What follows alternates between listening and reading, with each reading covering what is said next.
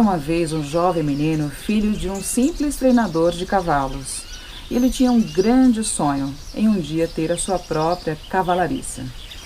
Para esse garoto foi pedido um exercício, uma tarefa na escola, e o professor pediu para que fosse feito um ensaio descrevendo qual seria o seu projeto de vida, o seu grande sonho. Bom, após 2 semanas, ele entregou ao professor um ensaio contendo 7 páginas, onde ele descrevia em detalhes como ele queria que fosse a sua cavalariça.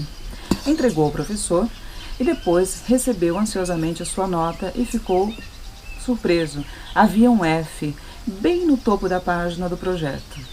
E ainda havia um recado: procure-me depois da aula. O garoto ficou ansioso, aguardou o professor e perguntou a ele por que havia recebido um F como nota. Ao que o professor respondeu: o seu projeto, ele contém dados irrealistas, mas você pode ainda rever essa nota. Eu posso rever a nota para você. Então leve o projeto para casa e pense em algo que você possa realizar de acordo com as condições de vida que você tem. O garoto, então, um pouco triste, resolveu levar o projeto para casa e pensou por vários dias. Conversou com seu pai, perguntou a ele o que ele achava e ele respondeu: é uma decisão muito difícil e você terá que tomá-la sozinho. Infelizmente eu não poderia ajudá-lo. O garoto pensou e decidiu entregar o projeto de volta ao professor sem nenhuma alteração. E disse: eu aceito a minha nota baixa, mas eu não aceito desistir dos meus sonhos. O tempo se passou e aquele professor, já num dado momento, próximo à sua aposentadoria, levou alguns alunos que ele ouviu falar de uma cavalariça que havia na região, contendo os melhores cavalos do país. Então levou os alunos até essa cavalariça e ao chegar lá ele surpreendeu com o que viu. Reconheceu no jovem dono da cavalariça aquele garoto a quem ele havia dado um F. Ao final da visita, ele chegou a este jovem e disse: um dia, há muitos anos, eu fui um ladrão de sonhos de algumas crianças. Que bom que você insistiu e permaneceu nos seus sonhos. Quando nós nascemos, nós vemos através de uma tela cristalina, de uma tela limpa. Nós vemos as coisas como elas realmente são. À medida que nós crescemos, vemos através de uma lente nublada, de uma lente turva, de uma lente mais suja, e passamos a criar uma dualidade, uma relação de medo. Essa relação de medo, ela cria separação. Separação de quê? Separação de nós mesmos. E essa separação, ela vai cada vez mais alimentando todo o medo, retroalimentando todo o medo. E esse grande medo vai criando cada vez mais a nossa realidade. Nós nunca sabemos quando a vida irá pedir um ato de superação de nós. E acredite, ela sempre irá pedir. Na meditação, eu ensino acessos, fontes, que são como códigos, que vão permitir que você consiga entrar nessa faixa diferenciada de consciência, onde tudo aquilo que tem uma vibração mais baixa é imediatamente varrido. Um desses acessos é: eu louvo ao amor em toda a sua perfeição. Quando você vocalizar mentalmente, quando você repetir esse acesso, visualize esse estado de perfeição em toda a sua magnitude, em toda a sua grandeza, levando essa imagem ao coração. Então, eu louvo ao amor em toda a sua perfeição. Para que consigamos nos tornar divinos, nós temos que aprender a ser humanos. Esse é o nosso nome, ser humano. Há várias experiências na nossa vida que elas vão se somando. A vida é mais simples, a complexidade da nossa existência é a soma de todos os traumas e experiências vividos. Normalmente o sofrimento do adulto está no fato de que ele vive preso no passado, ou arrependido, ou saudoso dele. Então nós acessamos esses códigos para que possamos admirar e estar no momento presente. Quando você está ancorado no estado de consciência, tudo aquilo que você vê ao seu entorno é amor. Então nós criamos essa sensação exatamente em torno, em nossa realidade, de acordo com o que nós sentimos, de acordo com o que nós experienciamos. Nos sentimos normalmente únicos, diferentes, especiais.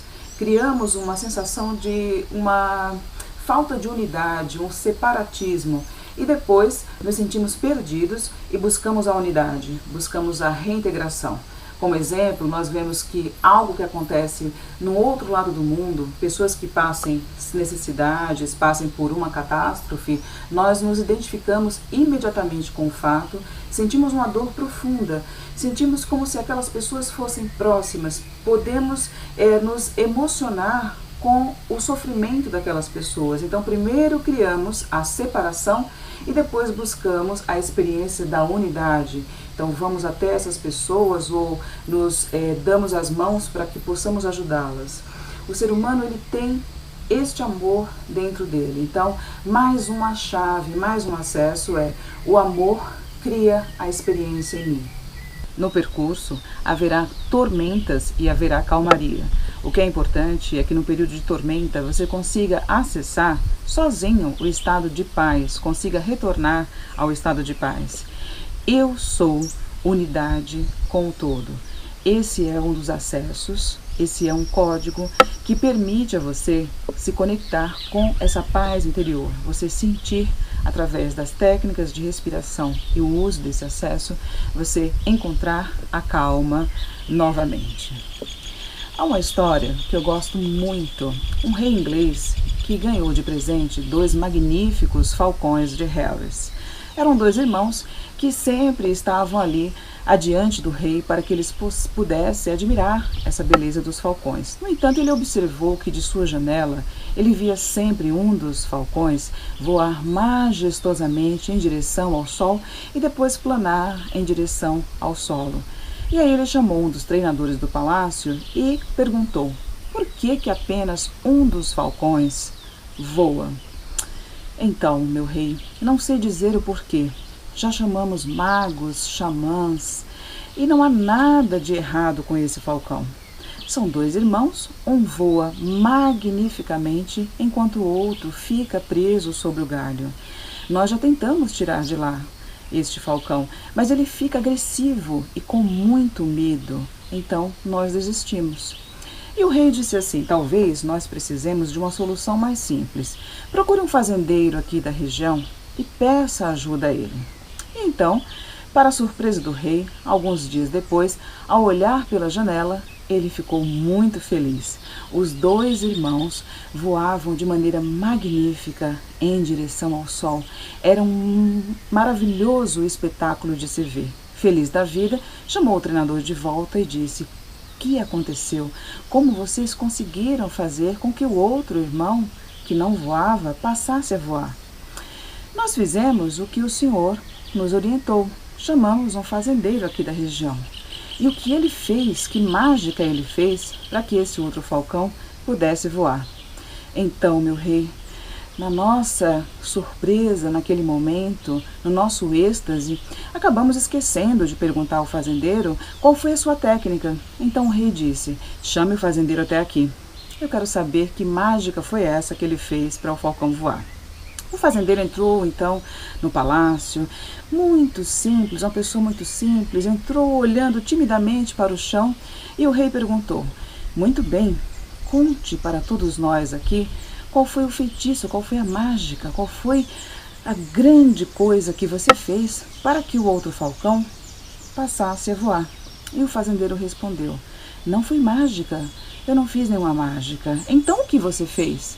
Eu apenas cortei o galho. E quando o falcão percebeu que ele tinha asas, começou a voar. Então, o medo que eu comecei a falar no começo, no início do vídeo, é o que cria a sensação de separação de mim mesma. E esse medo, não nascemos com ele. A lente limpa que eu falei no início, a lente da criança, que permite ver as coisas exatamente como elas são, essa lente fica turva e nós precisamos acessar novamente todos os estados de consciência esquecidos. E tal qual um dos falcões, perceber todas as nossas potencialidades e lembrarmos que temos asas e que podemos voar.